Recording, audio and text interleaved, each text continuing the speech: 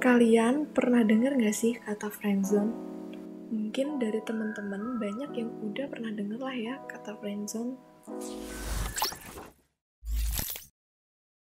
Friendzone biasanya terjadi saat dalam persahabatan dua orang, laki-laki dan perempuan. Dan salah satunya punya keinginan atau perasaan yang lebih dari teman. Sayangnya, yang satunya lagi udah merasa cukup bahagia dengan status hanya teman saja. Ada yang lagi ngalamin gak nih?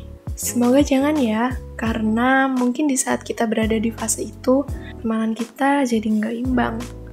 Kita ngelakuin hal ini untuk memenangkan hatinya, tapi mereka biasa aja dan menganggap hal itu sekedar friendship aja. Nyakitin banget kan pasti? Dan di saat kita nekat mengutarakan perasaan kita, 90% pasti berujung penolakan.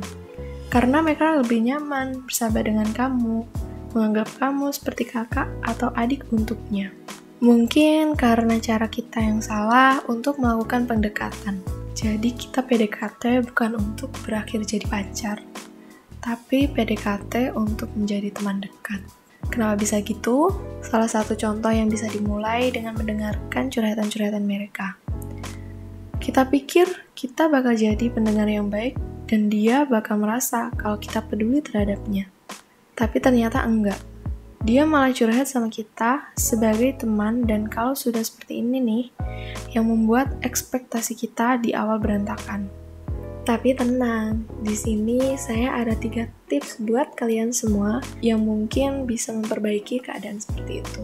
Yang pertama, salah satu cara untuk keluar dari friendzone adalah dengan membangun jarak darinya. Misalnya, mengurangi waktu bersama dia, atau jangan terlalu sering chatting dan ngobrol di telepon dengan dia. Berhenti menjadi seseorang yang sangat peduli terhadap dia, tapi bukan berarti kalian gak peduli ya. Yang kalian lakukan hanya berani menolak ajakan atau permintaan dari dia. Dengan begitu, kalian tidak berakhir seperti orang-orang yang putus asa dan hanya menerima apa yang mereka bisa dapatkan. Selain itu, dengan menjauh darinya juga membuat mereka berpikir seperti apa kehidupan dia tanpa kalian dan tidak memanfaatkan kalian begitu saja. Yang kedua, cari kesibukan lain. Setelah kalian berhasil menjauhkan diri dari dia, langkah selanjutnya adalah menghidupkan kembali hari-hari kalian tanpa kehadirannya. Sebenarnya, polanya hampir sama ketika kalian baru putus. Coba deh kalian lakuin hal baru atau mendalami hobi kalian yang udah lama kalian tinggalin gara-gara terjebak di friendzone. Hal ini bertujuan biar kalian gak selalu sering memikirkan dia dan setidaknya mencoba untuk memperlihatkan bahwa kalian tanpa dirinya, kalian akan tetap baik-baik saja. Yang ketiga, atau yang terakhir, menambah teman baru. Daripada kalian terus-terusan meratapi nasib karena cinta bertepuk sebelah tangan, lebih baik kan kalian sibuk menambah teman baru. Cari teman baru yang menarik buat kalian di komunitas, di media sosial, atau dengan menjalin silaturahmi lagi dengan teman lama. Kalian bisa menceritakan kehadiran teman baru ini kepada orang yang membuat kalian terjebak friendzone.